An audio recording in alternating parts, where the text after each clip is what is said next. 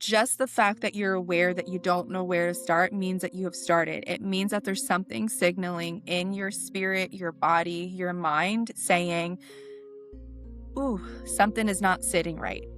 You don't need to be broken to begin. This episode is for women who look capable on the outside, but feel disconnected on the inside. But they just can't quite explain why. I'm joined by my best friend and purpose mate, Julianne, and our shared journey over the last decade has shaped not only who we are and who we've become as women, but it's also shaped the work that we do. By the end of this conversation, our hope is that you feel permission, not pressure, to take the next step. So I'm so excited to have you today. And when I knew I was launching a podcast, I was like, first guest has to be the bestie, purpose mate. It's an interesting one. We do all the things together. We know about each other's bowel movements. We are very ingrained in the details of our day to day, but most importantly, our purpose. And so I didn't actually coin the phrase purpose mate. You did. And I will say that I didn't have a relationship with another woman until I met you, to be quite honest. And we've talked about like the difference in why a purpose mate. But before I share my thoughts of when we first met, what do you remember about when we first met?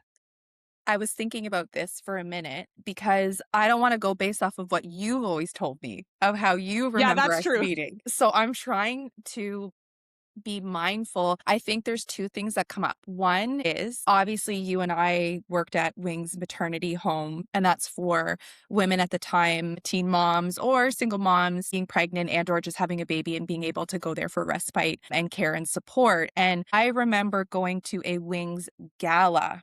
That was, I think, my first encounter without recognizing. We didn't meet, but I saw you alongside the director of Wings at the time and was like, who is this person? Because I knew Marion at the time and I knew some other girls with the home, but I didn't know who you were. So I remember seeing you then. And then the first encounter I think of us talking, I'm I'm remembering it was in the house and you were in the office, I think. And then Marion introduced you to me, but again, I think I'm second guessing myself because I'm remembering what you told me when you met me, but I'm remembering meeting you in the house, and it was like a quick like, "Oh, Sarah's helping with like admin and finances, like marketing, like that kind of stuff." And I was like, "Oh, okay, cool." And it was just kind of like a quick hello, but I thought you were like awesome because you were doing all this like stuff that I would never want to do in my life ever. So I was like, "This is amazing." I was just there for the show. That is the funny part about us because even though we're so similar in ways, we are also so different, like Ve wired so differently, and our skills and gifts are so different at the same time. So different, but very similar passions, but so different. Like you love all the things that I do not like doing at all. Um, so I don't remember seeing you at the gala, maybe because I was planning a gala for 500 people and remember just being like, I had never planned a gala, but I heard about you all the time. I don't remember that encounter in the office. All I remember is everybody constantly talked about this ominous woman named Julianne. And everybody talked so highly of you. You were a psychotherapist, you were helping the girls. So again, just some more light on Wings Maternity Home, taking in pregnant homeless girls. That's how I usually explain it to people. And it was a home that helped them through their pregnancy journey, but then also once they gave birth and helping them rebuild life. Actually, it's really funny to think about that now. Rebuild life, give them supports, how to become a mom for women who had chosen life and to keep their baby. And something both of us were very passionate about.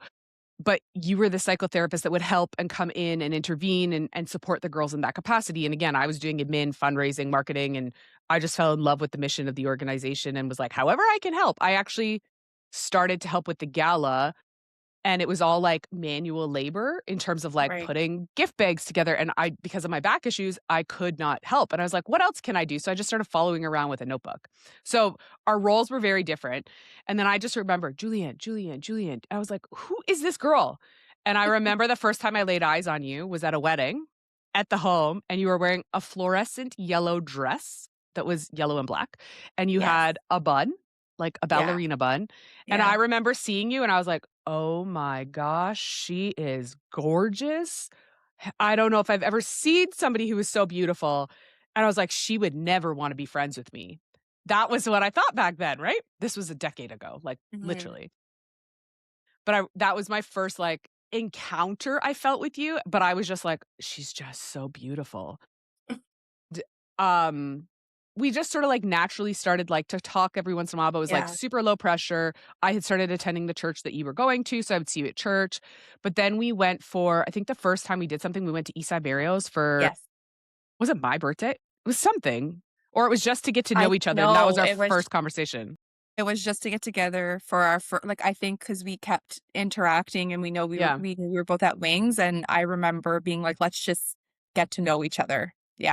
Yeah, and I think it was just before my 30th birthday, and so Julianne met me after my divorce. I had gone through this whole healing journey and getting out of an abusive marriage, so she never knew me married, which is always funny to us because she was like, "I always forget you were a wife at some point." And we weren't close, but my 30th birthday was coming, and Marion, who ran Wings, hosted a 30th birthday party for me. And you couldn't attend, but you sent a little gift. And the gift was, I still have it. It was a little journal that was the size of a cue card, but it was encrusted with jewels. Actually, the center actually looked quite a bit like this. My ring, the center of it was It's so silver funny. and it was in that shape. I just realized that. And it's all bling. And that journal ended up being really influential in my journey because God called me to start journaling. And I was like, I'm not adding another thing to my list of things to do on my becoming journey. And I just would document what my days were. So literally was like the date at the top and point form. This happened, like very documental. And God Yeah. was like, journal every day for 30 days. And so I was like, okay, fine.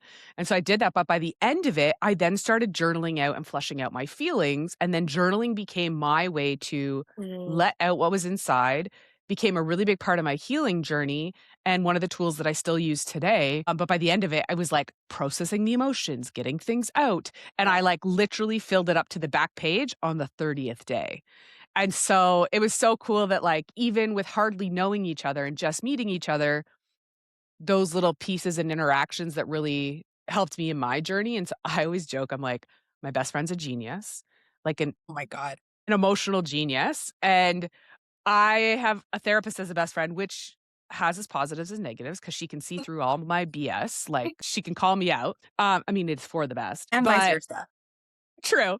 But I think from very early on in our relationship, we knew there's something different, which I just think is really cool and really powerful. And so I know I'd love for you to speak too on women relationships and in general. I know that I've struggled with finding really good friends and Mm. finding people to feel safe enough to open up with. I've been able to share with you things that I haven't been able to talk with. Where I started sharing about things was with you because I felt safe to. But I'd Yeah. love you to speak on women who might feel hurt in relationships with other women and what they can do to find women who they could connect with, who they could be aligned with, that could be a purpose mate, whatever that kinda might be. I'd love you to just kinda, Yeah. like, talk on that.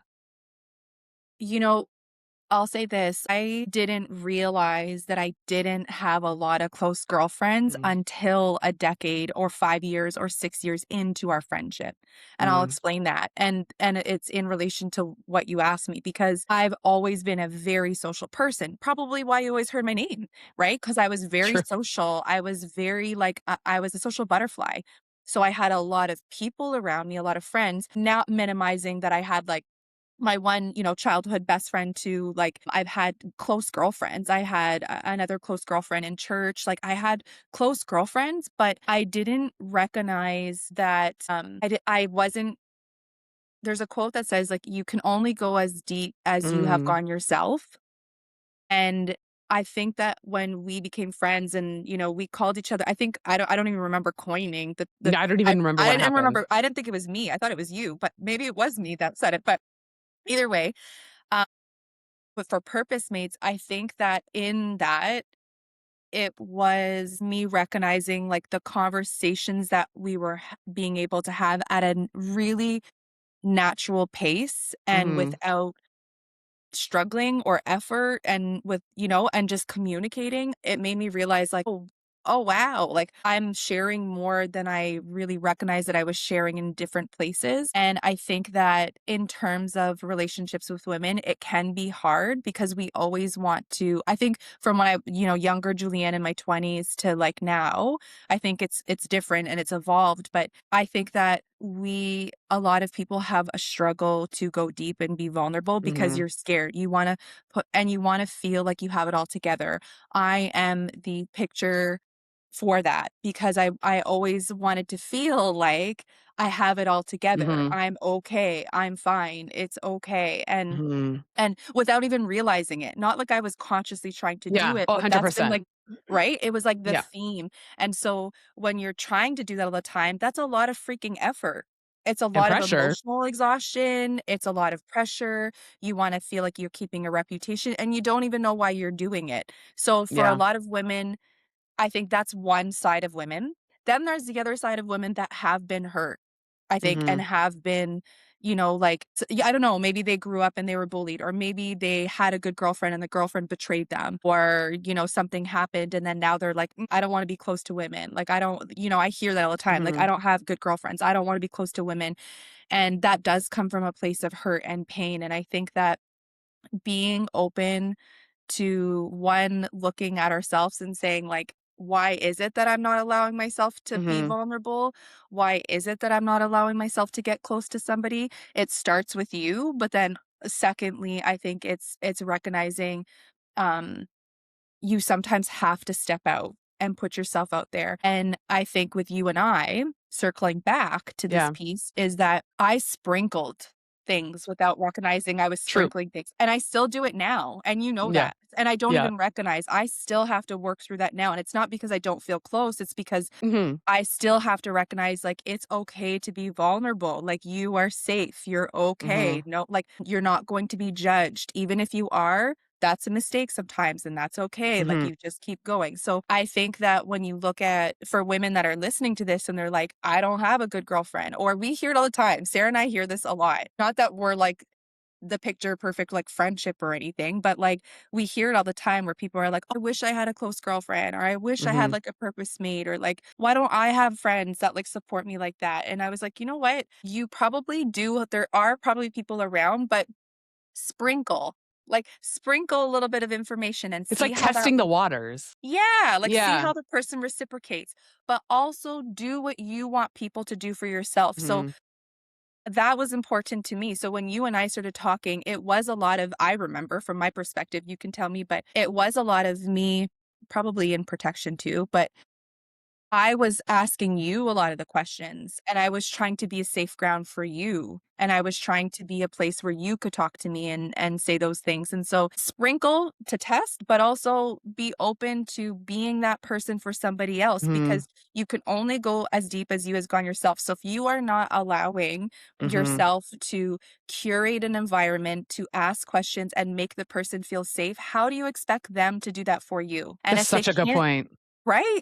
And if they Yeah. can't do it for you, that doesn't mean that they're a bad person or that they're Mhm. not a good girlfriend or that they're not a whatever, but, like a good person in your life. Maybe they just haven't gone deep themselves. So Mhm. are you gonna always have the perfect answers for me? No, but what you've realized in our friendship is, hey, I know when to like ebb and flow with Julie. Like I know when to ask her Yeah, more yeah. questions, but I know when she just needs to hear. She just needs Yeah. me to listen and vice versa Yeah. to push the button with you, but you learn that. Like, that comes with time, but you have to be open to curate that, and you have to Yeah. be open to sprinkle that. Yeah. Hopefully that's a Absolutely. long rendition of my answer, but No, I think that that's beautiful, and I think the other thing that as you were talking, I was like, honestly, sometimes finding a relationship like ours is almost like finding a romantic partner, but we didn't go out searching for this. It happened, and we were both functioning in our purpose when we met each other. So we were both in a place of like quasi healed, but also still becoming, still figuring things out. And I think that that's the other part of like why this podcast is called The Becoming is because we're always going to be evolving. We're always going to be growing. We're always going to be transitioning seasons. People are going to have different places in our life. People are going to have like it's going to ebb and flow, which is like one of your favorite sayings.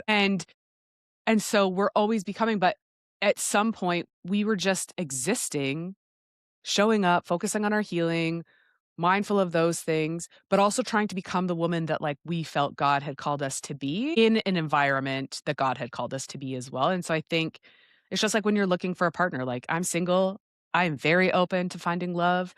I'm also very picky at this point, and God's going to have to be like, here you go, because of what I've been through. Again, it's similar to finding relationships with women because I also have really good girlfriends as well. There is a different dynamic that we have, and it's very special, and I'm so grateful for it. And it's why Mhm. you're Brooklyn's godmother, because I know that you'll also help with the things that I want to teach her, and you'll be a safe space for her as she grows up too, right? Geez, I'm going to get emotional just thinking about you being Oh, her godmother, right? Like, and so those things are important, but like, because of our relationship and us walking through our own healing journey, yeah. trying to push the envelope when it comes to getting out of our own comfort zone and our own way to Yes. find that healing, become who we want to be. This kind of like flourished as a result of it, which is really beautiful. And I think often women relationships can feel like, oh, it just feels like so much pressure and I have to show up and I have to. No, if you're going to have somebody who's going to be in your corner and be able to walk through things with you, you need to be able to be vulnerable. Yeah. And that is hard. But like you said, when you sprinkle those pieces and like test the waters, am I safe? Do they really have my best interest at heart? We might not agree on everything. We have very different opinions on things, and that's okay. But like there's no judgment. You know what I mean? Like it's just Yes. what it is. And it is really special. And so my hope is that women can find relationships like this. And that's part of why building this community is something that's so special to me because I think this world can feel really alone when we're trying to become and we're trying to figure things out. We don't have to do it alone. And so knowing that you're not alone in the journey is really a beautiful thing and having tools to help you get there.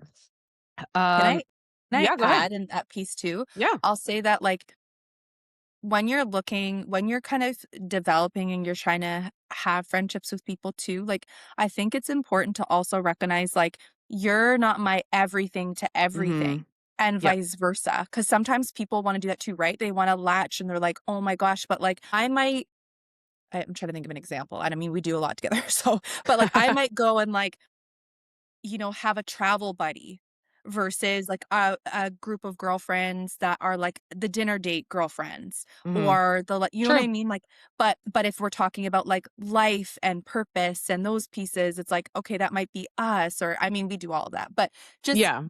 to remind everybody that like sometimes you feel this pressure of like, okay, like if I'm finding this person and I'm telling them all my things, then that means that they have to do everything with me and we have to do everything together. And it's not about that. It's about being able to simultaneously walk through life. Mhm. My hope as well with people listening is finding someone that you can simultaneously walk throughout the seasons, but Mhm. there's always like this like link and this flow of like, I'm here for you, you're here for me. I'm here for you, you're here for me. And it is like a partnership. It is like a relationship because I might not be at 100 and then, maybe my fiance's at a 50 and I have to be at 100, or maybe only at a 50 and then he's got to be at a 70. So he's got to give more effort, or Mhm. I'm not going to go out for fancy dinners with him. I go with my girlfriends because that's what I like. Right. So I think it's the same thing in friendship. So it's remembering those pieces too, that they don't have to be your all in all. It's Yeah. it's it's finding your flow and your vulnerability with that person. And I think that that's important to know too, because sometimes people feel the pressure that it has to be everything Yeah. all and has to be completely compatible in all areas 100%. And it doesn't have to be like that. That's a really good point, and it makes me think of, like, oftentimes when we're in relationship, any kind of relationship, we can often operate out of insecurity, and when we Totally. operate out of insecurity, if that's where we were at, I would be offended if you go for dinner with the other girls and I'm not invited, but I'm not. I'm not like, "Oh, you didn't invite me?" Like, it doesn't become that, like, I know what we have and I know what like, I don't have to question that, and I think that even in, like, platonic female relationships, if we operate out in insecurity, it's going to come out in other ways. Like, I was talking to a friend, I just sent a message to check in how she was. "Oh my gosh, feel so bad I didn't respond to you." I was like, "No, I'm literally just checking in to make sure you're good. Like, you had a rough week." And it's but people are so used to being, "Oh, you're not a good enough friend. Oh, you're not this. Oh, you're not that." But, like, Yeah. when you're in relationship with people who are secure Yeah. and who are working through their healing and becoming, it is different. And I think that that's my hope for people is, like, again, like you said, you don't need that just that one person. It's Hmm. just like most people don't just need their partner in life. They do need Yeah. friends. They do need their own things, right? Like those things are really important and you're going to learn different things from different people. You're going to have different experiences with different people. And that's the beauty of life Yeah. and having those dynamics as well. Very good point to bring up for sure. Yeah. Okay.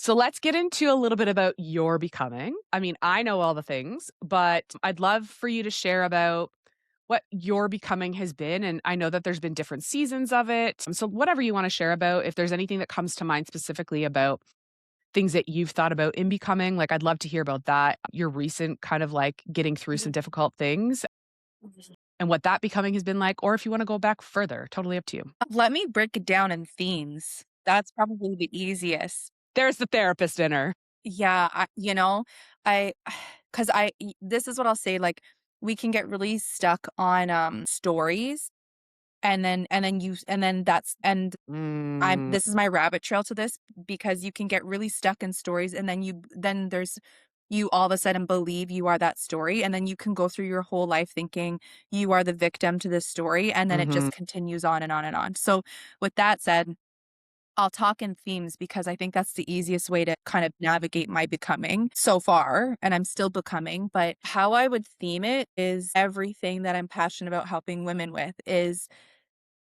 I really for those that people that don't know me, like, outwardly, I think that people could look and say, like, "Wow, she did school, she's beautiful, she loves fashion, she's outgoing." mhm, Was never bullied in school, like, I was always, like, the popular girl, and I say this all, like, in a I'm not trying to say it in a beefing me up way, but in a I yeah, don't really have a sad story to go on is what I'm trying to say. Not that you need one, there's some truths that I don't know where they came from. There's lies that were not true, sorry, there was lies that for some reason, when I got into, like, my 20s, I don't know if it was, like, my first heartbreak or I don't I can't always pin it, but what I'll say is at some point along the line, I didn't believe that I was worthy mhm, enough or valuable enough or deserving enough to have full attention and love and care, which is very weird because my parents mhm, yeah, gave me so much of that. Like, they're, like, the most loving people and, like, were involved in all the things that I yeah, did. My dad was my coach for all the things. They showed up to all my stuff. My mom was so involved in my mhm, life and spirituality and all these pieces, but to make a long story long, is I started in my 20s. It was like I mean, if we're gonna be candid, like, lost my virginity in the front seat of a car. I think that was a seed of a lie of, wow, you waited till you were, whatever, 19, and then all of a sudden you just decided to do this, and it was in a front seat of a car mhm, with someone that I thought I loved who then ended up cheating on me, and then boom, a lie was said. yeah, "You're not valuable enough. You're not good enough. You even did this. You're supposed to be this Christian girl." I mhm, became a Christian when I was 13, 14, so I wasn't raised as a Christian, but I knew God was always I clearly, in hindsight, he was always kind of right, alluring me and calling me, uh, but that turned into, like, I'm going into I'm going to church, and I'm trying to believe my worth and who God is telling me I'm supposed to be and that or who I am, mhm, while I'm also then struggling with, maybe I'm not worthy and I'm not good enough, and I was seeking it in different attentions behind the scenes. So mhm, I was like, when you and I had met, like, I was, like, sleeping around, not, like, sleeping around, but I was readily sleeping with people. I was mhm. readily that makes it sound so bad, but I think a lot of women can relate to that, and I appreciate you being, like, that candid because these are parts of the conversation that we often don't hear, it's like, very true. It's very right? true. Unless it's behind closed doors, and so if Yeah. you're listening on the other side and, like, this has been part of your story, you're going to relate to this, and so You're not alone. I appreciate you going there, because I know it's not Yeah. easy, so thank you for that. Yeah. Yeah, no, so I was, like, more sleeping around, and then it was, like, this teetering, tottering, and I say this was, like, the theme of I'm searching for something Mhm, to fulfill me. I'm searching for something to validate, and I was getting validation in all the wrong places, and then I was mhm. seeking it while simultaneously getting validation in my career or getting validation in what I wore or Yeah. getting validation in being a leader and all these Mhm. things. But then behind scenes and internally, I'm believing that clearly I'm not worthy and I'm not valuable because it's very clear. And I'm not saying you sleep with someone that means you think you're unworthy, but Yeah. my pattern was I was clearly trying to fulfill something. That theme then evolved, and so you have to think Mhm. you're always working through this. So I'm always working through this. It's not like I'm sitting in this. And then that I feel like evolved into just going to places that I didn't want to go, in terms of letting go of values that I thought really strongly. I never really, I never really talked about this, but it's so far past that I'm, able at this point. But a second really big theme was to the point I was trying to validate a lot of with the sleeping piece and then through men to a point where I ended up making a decision and I had an affair with a married man. And that was a huge pivotal point and turning point for me because I can remember the first night walking into making this decision and I physically got sick. Like, Mhm. it was like everything in my body, everything that God was showing me was like, "Do not walk in that door." Mhm. It was so strong, and I was literally physically sick. I was shaking, I was so and it was like I knew deep down, and I Mhm. wanna circle back to this, but it's like, deep down something's not aligning and it's not good and it doesn't feel good, but it's like the brokenness of you is just like, "I still need this hit," I Yeah. need this validation, and boy, did that put me in a season of confusion, Mhm. darkness. I felt like a fraud. I felt like all the lies, Mhm. who am I? How can Yep. I speak to value? How can I speak to purpose when I am doing everything that I stood against, everything that I stand against, everything that I help women work through? And I'm the person doing this. And man, oh man, did I ever believe in lies. And fast forward, you work through that Mhm. piece, and I did. And that took me a long time. And you knew about that. You didn't even know about it until like a year in. Yeah. That goes Yep. to sh and I say this to people to say, like, you can have like, it was such a struggle that and such, hard part for me that I kept hidden because I was so ashamed. Shame can hold you in such darkness, even if all the things around you are still moving and grooving and whatever, like, I remember you being like, "I'm sorry, what?" Like, "What? What are you doing?" I had to work through that piece. Now fast forward, work through the piece, Mhm. and then 6 years ago, which is wild to think. I know it is wild to think. It's 'cause time has Yeah, flown, but flown. 6 years ago, my mom got diagnosed with Alzheimer's. So my mom is turning 66 in March. She was 60 when she got diagnosed, and we learned it early and we caught it very early on.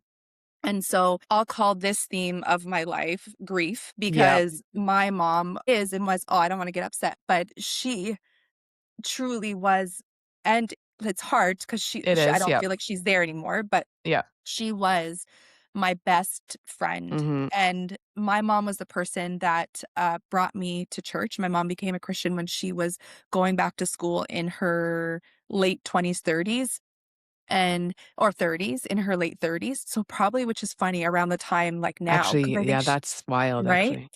So she went back to school in her late 30s and met a Christian woman, long story short, brought me to church, and that's how I got to church, and so me and my shared a very special bond Mhm. in our spirituality and the rest. Which Sarah is and such a her foundation for, like, huge, who you are and huge.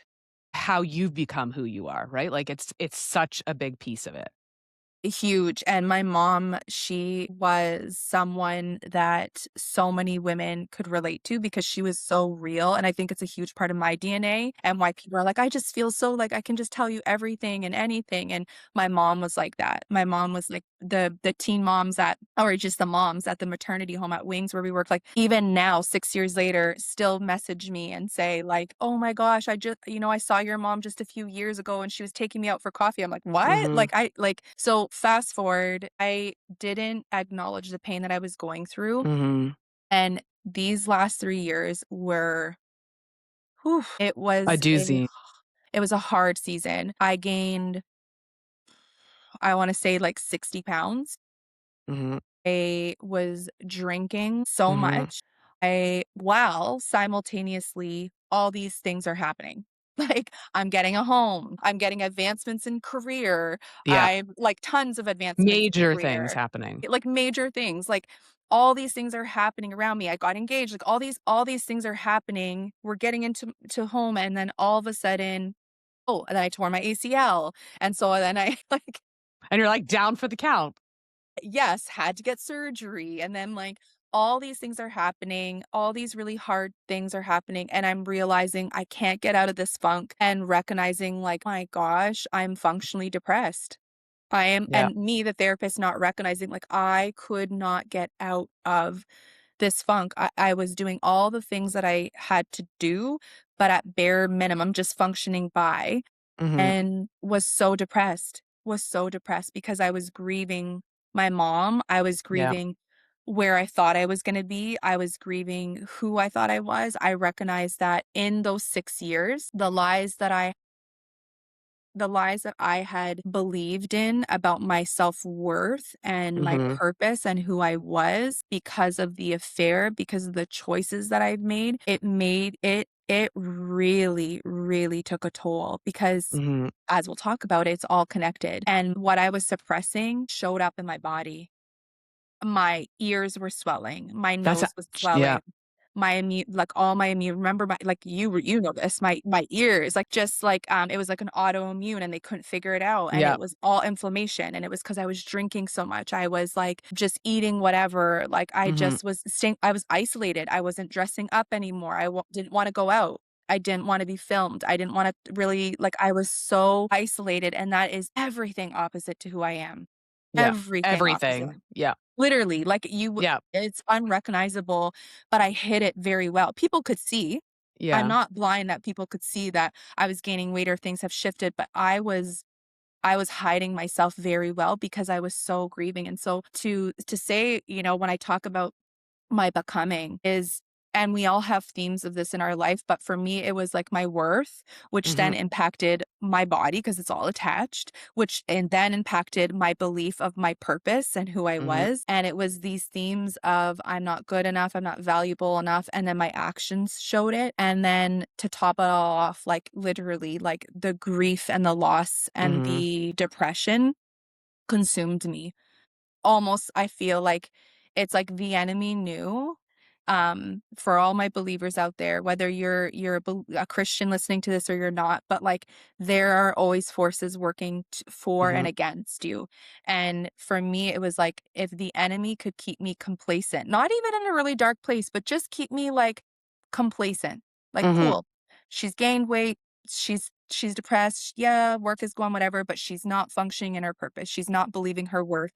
She's not like, if he can keep you complacent, he's won because it's all about your beliefs. If he can keep you in that place, it means I'm not trying. So even when I'm trying, I'm not getting to full fruition because the beliefs are locking me down. And Mhm. that was the seasons of my life. Like it was like first it was a worth thing and then it became a body thing. And now when I'm talking about this out loud, it is kind of funny to me because I'm really realizing he attacked every area of my life. My worth, he Mhm. attacked, and then he was like, okay, so you're getting out of the, you're believing your worth thing. Let me attack your body. Let me attack your self-image and your self-esteem, and then it was like, I'm not dressing up anymore, I'm gaining weight, Mhm. I'm not taking care, I'm inflamed all the time, my ear like, literally, literally, and then I think about that and I'm like and then he was like, "'Kay, so perfect. Now you're not gonna function in your purpose because you think you're not worthy, you think you're ugly," which I did. I was oof. Yep, you My did. internal dialogue was bad. My internal dialogue was bad. It was really, really bad. Yeah, it's crazy to think, and then he was like, "Okay, if that can't hold you down and I can't get you there, I don't believe the enemy gave my mom Alzheimer's. That's not what I'm Yeah. saying, but could he use the grief and the loss in that Mhm.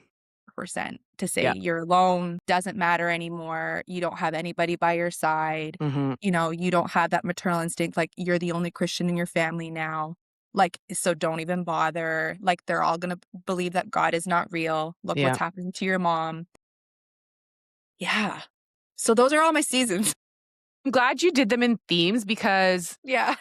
like It's a like lot. you It's a lot for people to digest because I don't know but how to stories versus themes, I think that's a good yeah. way of putting it, but But sorry, I go ahead.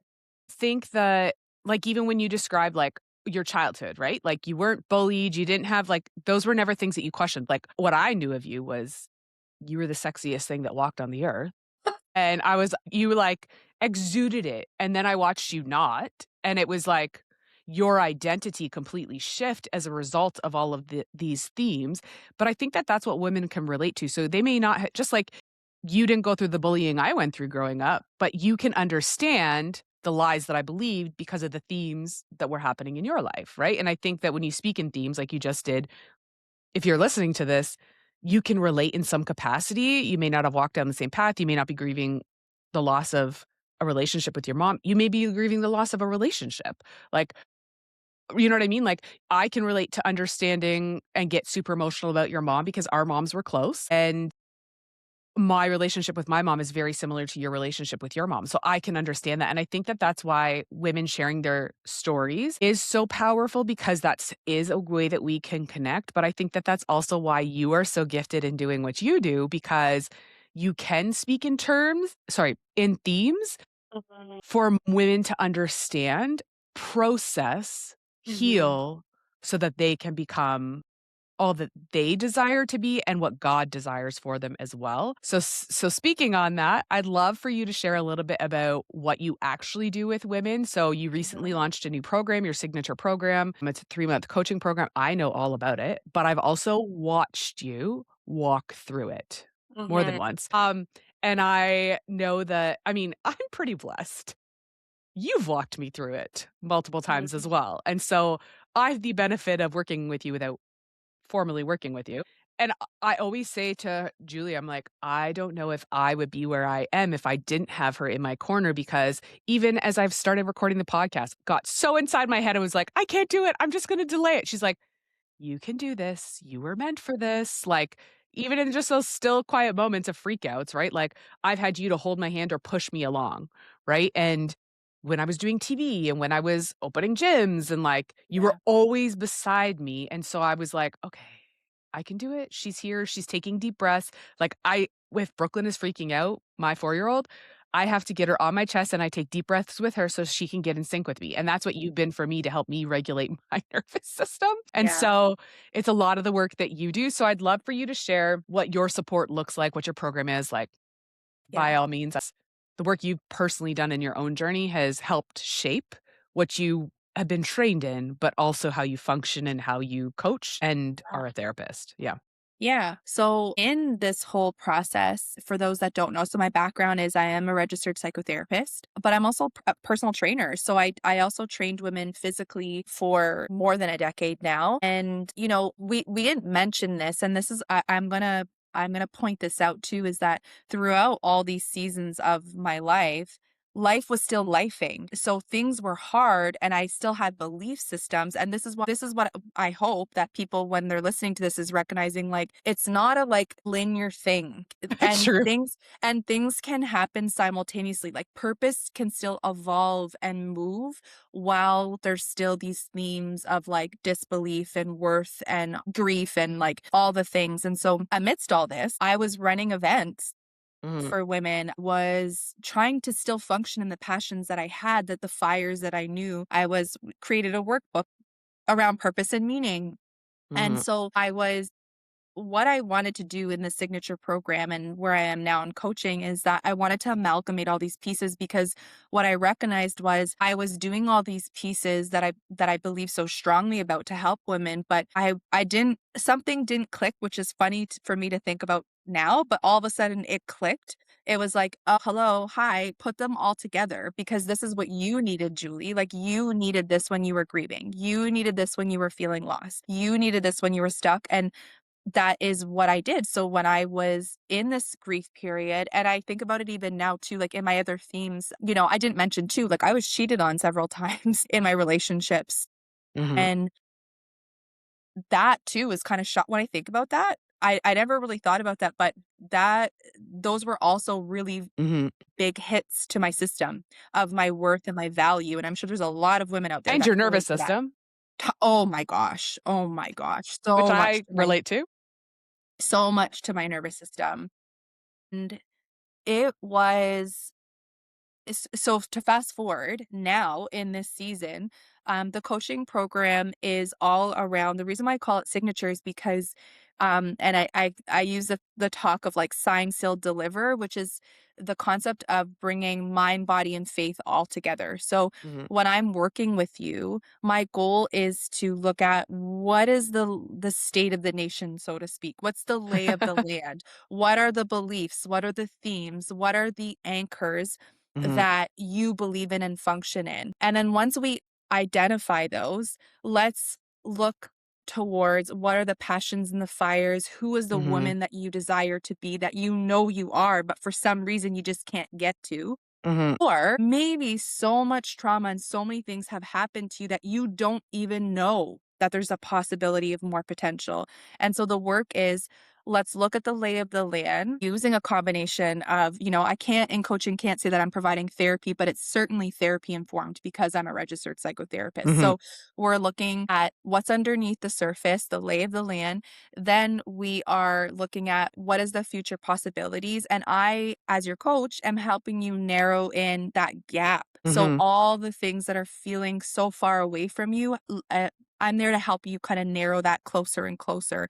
And we do that in a variety of different ways. And that's where I bring in my personal training, my habit tracking, Mhm. mindfulness, nervous system regulation, like prayer, speaking, affirmations, like those are the things that I am curating with you as a woman to bring you to your best potential and hold you accountable. And I've been telling the girls that I'm working with, it's like I'm kind of all up in your business, basically. And for that 3 months, like I really am your bestie, your Mhm. accountability partner, your faith and prayer partner. Like I'm right up in there with you because I am honored to do that work with Mhm. you, to bring you to your best potential, or even just to move the needle a little bit. Or for some women, it's just uncovering and processing Mhm. the stuff that they've gone through. Whereas other women, it's like, okay, I've processed stuff, but I just don't know how to get to point.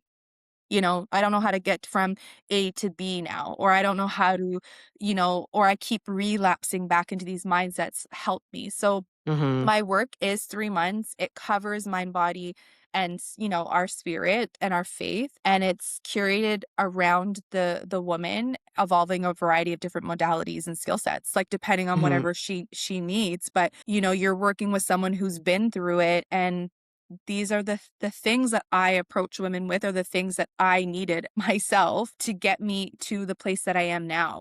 I literally every day, some days were just me doing a 5-minute deep breathing, which Mhm. I thought was ridiculous. I thought that was ridiculous. When I used to hear people say like deep breathe and do affirmations, Sarah was a big affirmation girl. Yeah. And I was not. No, I you was were not like, about that "Okay." life. I was not. I was Yep. like, affirmations. And sometimes it was just small things. And then it became, I'm gonna just wash. I know it sounds ridiculous, but I'm just going to make sure that I do a face care routine every night. And then it became like, I'm going to put on jeans because I avoided jeans for like a year and a half. And and these are small habits. I say this to say that these are all things that, like, we work together and do, but I say this to say, like, I've been there and it's gonna be different for everybody, but I'm there to help support you with whatever that looks like.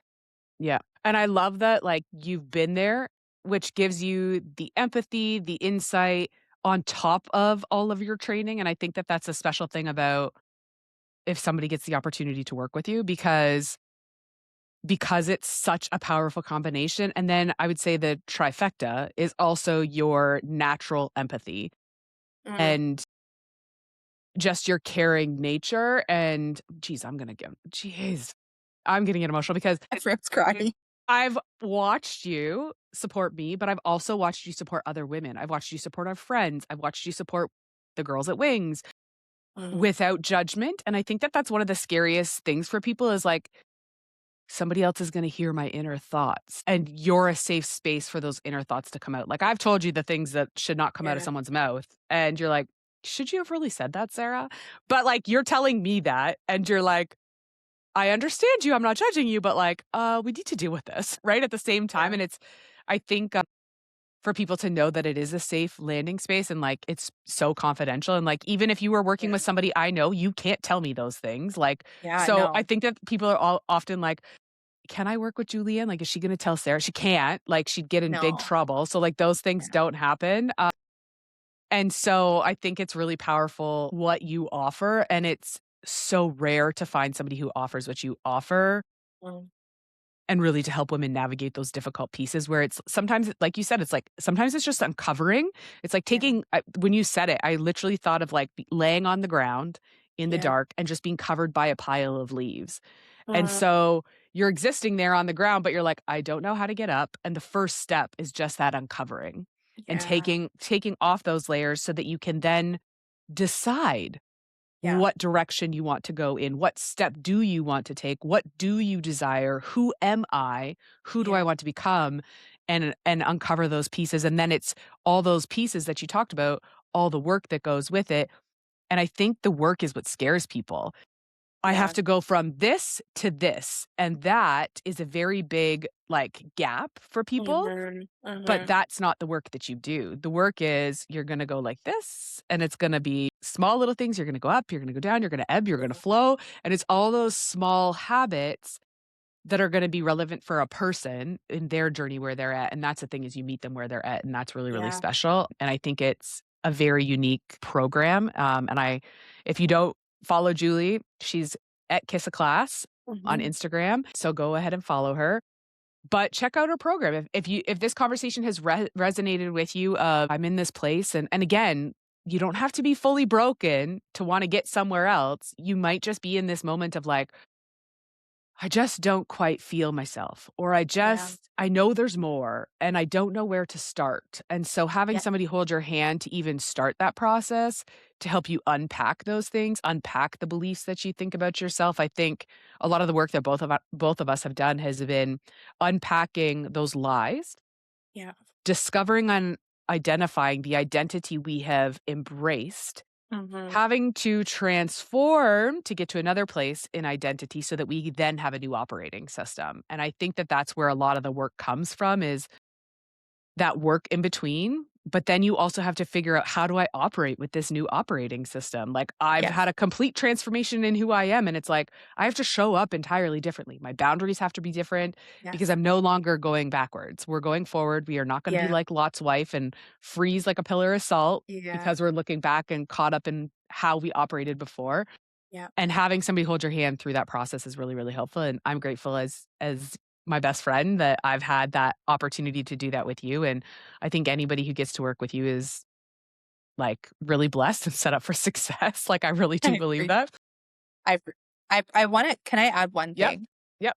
Too, for people, healing doesn't have to be a long drawn out thing. Mhm. Yep. So I think that I just want to point that out because people, I think, hesitate to do coaching or to do therapy because they Mhm. think, my gosh, I'm going to have to sit here for like a year and go through all my things. And that is not the case. Sometimes it is just, I'm feeling stuck, and it takes a few conversations to literally propel you into the next chapter. So I don't want people to get a misconception of coaching and or therapy that it doesn't have to be this long drawn out thing. It can be very distinct, and it can go from like 2 times to 10 times speed very fast. Just like when you speed up a voice note or a 1.5 to 2, like it can be that fast sometimes because there's something that clicks and unblocks. And that is what I've seen in myself and is what I've seen in other people as well.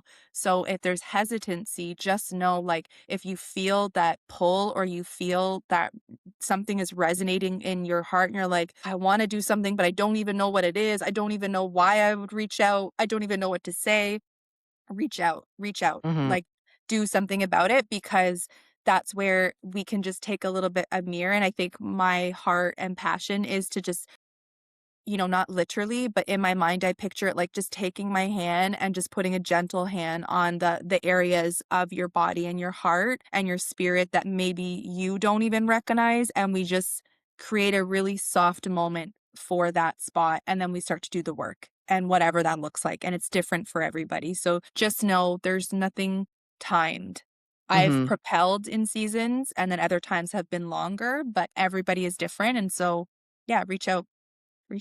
I think that's a really good point because I think oftentimes, like, the comparison piece, we can see what others have done and what it's taken Yes. them, but everybody's journey is so different. It doesn't have to be rushed work. There's no, like, race to get to a certain place, but at the same time, it doesn't have to be a long process at the same time. Like, I think that's a very good thing to, remember, and I think the biggest piece is just having the willingness Yeah. to acknowledge that Yes. change is needed and that you want to do something about it. And those two things together is what can take you to the next step and propel you. And that's where change can happen. But those two things have to come together. It's the acknowledgement and then actually doing something about it and following through, Yeah. which, and that's where like having you to guide that process.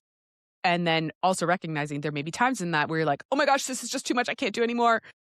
That's where your Exactly. gentleness comes in and can be like, "You're okay, you're safe," regulating through that process. Totally. Yeah. One I wanted to bring a scripture verse into this. It's one of my favorite things to be able to do, and so the scripture verse I picked, I did not pull it before, and I should have. I have to remember Galatians, Ephesians. We're looking in Ephesians 2:10. Mm, There's Galatians. Ephesians 2:10. For we are God's masterpiece. He has created us anew in Christ Jesus so we can do the good things he planned for us long ago. And I think the reason why this scripture is so powerful is because he has created us and he already sees us as masterpieces. And I mhm. think that that's where that one of the biggest pieces of work is realizing like we don't have to strive. We don't have to No. hustle. We don't have to push. We can rest in knowing that he's already created us a masterpiece. And we have to realize that. That's some of the work is like we Yes. are amazing and we have to recognize that. And then the other part that I love about this is he's made us new. So there's that journey of becoming, it's that journey of that process. But then the purpose of that is so that we can do the things that he has planned for us because I think it's something both of us are so passionate about is recognizing purpose and Yeah. that we have purpose, we carry purpose, and whether your purpose is a podcast or coaching or therapy or being a mom or Yeah. being a wife or doing excelling really well at your job and being a light in your workplace Yep. or whatever it might be, right? I think it's really recognizing that we each carry a purpose. And sometimes, in order to unlock what that is and figuring it out, that takes work. And it also has to be us rooted in the correct identity to be able to flourish in it. And that's where the becoming is. And so I wanted to end with that scripture because I do think that it's really important to remember that like so much of our journey, our foundation is our faith and we wouldn't be where we are without it. Yeah. And acknowledging that and bringing it back to scripture and also remembering that like the scripture is like food for our soul as well, and so integrating that in part of our becoming, and it's why both of us have integrated faith in the work that we do because it literally is our foundation. Like I Yeah. didn't start this without praying about what this Yeah. was all going to be like. I don't want to build anything that is Yes. not of him, and I want it to come from him and inspired by the Holy Spirit, and I know that that's the same for you in the work that you do too, right? Okay, last question. If a woman feels a nudge to start, but doesn't know where to start, what would you tell her? I would say just being aware that you don't know where to start means that you have started. It means that something is signaling in your exactly drop mic. Um, Is this what the girls um, are doing now? is our Yeah. 6'7". That's the other thing, like 6'7", whatever, 6'7". Is that what it is? Or seven I don't six? know. It's six, Anyways, seven. 6'7". Okay. Um, I would say exactly that. Like, just the fact that you're aware that you don't know where to start means that you have started. It means that there's something signaling in your spirit, your body, your mind saying, "Ooh, something is not sitting right. Something doesn't feel aligned." And what I always tell people and how I've been asking myself is in this stage of my life and where I am right now, who am I co creating with every single day? Are you co creating with the lies and the beliefs and your stories and the process you've been through? Or are you co creating with God, who God has designed you to be? If you're in that in between where you're like, I feel like I know there's more, but I don't know what the more is, and I don't know what the thing is, and I feel stuck, that tells me that you're like, I don't want to co create with what I've been Mm, co-creating with. I don't want to keep functioning in how I'm functioning, or something is not fully aligned, or I need to get to the next level in my heart, my purpose, my spirit. You are in the perfect spot. You are in the mhm, perfect spot, and the time is now. Like that nudge, don't let it dull. Everything in our human body, we always go to what we feel is the easiest. We always want to go towards true. whatever we can do to distract or say no because we want to feel comfortable. So it could be drinking, it could be distracting, it could be watching TV, it could be, "Oh, okay, I have that feeling, but I'm not going to do anything about it." It could be lying, whatever it is, being Mhm. yourself super busy with work, That was one of right? my coping. That's one of mine. Right? Like, you're gonna go towards whatever you can Mhm, do to get away from that. But I will say to all of you that are listening right now, if you feel a nudge and something resonates, lean into it. You don't have to know what to do mhm, next. You don't have to know those pieces. That's where, a therapist one-on-one can come in, or that's where a life coach can come in. That's where someone can come to support you and say, "Let's figure it out. I'll help you mhm. find the next step." And what does that look like? So feel that, just know you, and I know it's cliche, but know that you've started the journey. That means Yeah. it's your something is wanting you to move forward, and that's the perfect place that you can be. And if that doesn't resonate, then ask yourself, because that's always a nudge in the spirit, who am I co-creating with today? Mhm. And if that doesn't feel good for you, that's a nudge. That's a nudge, Yeah. like, I gotta make a shift, and for me, that was my nudge. My doing every day, who am I co-creating with? And this is not the Julianne that I was designed to be, and that's where my shifts came. So, you are valuable, you're beautiful, you're unique. You deserve to know that in the depths of the full potential of what that is. So, if you feel that, reach out to anybody, myself, someone else, but just know you're in the right place, and that's where the becoming continues, right? Yeah, absolutely. Thank you so much for joining me. If you are listening to this podcast, subscribe on whatever you're listening to. We would love to keep the conversation going with you. In the next episode, we're going to talk about that nudge and what to do after that nudge comes. Whether you're already in the work, you're trying to figure out the work, trying to figure out what the next step is, but after you felt that nudge, what do you do? That's what we're covering in our next episode. See you next time.